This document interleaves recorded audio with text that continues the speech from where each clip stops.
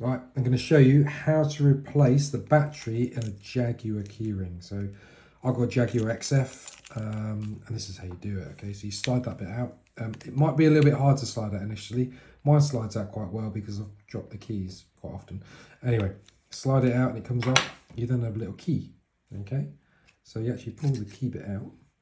Now you need to get inside here. Okay, so you need to open up this plastic bit, which is quite hard to do, but with this key, if you stick the key in there, you can pry it open.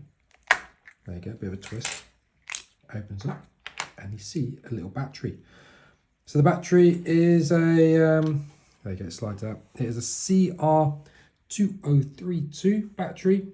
I bought this one from Amazon, just a pack of batteries, nothing special about it. You can get it from anywhere. Anyway, you replace it. Let's pretend I've got a new one going in there. Put that in there. Put this back on. So a bit of effort. There you go. Click. Slot the key back in. Put this back on. Oh. There you go. All done perfectly, and that will now work better. And that's how easy it is to replace it.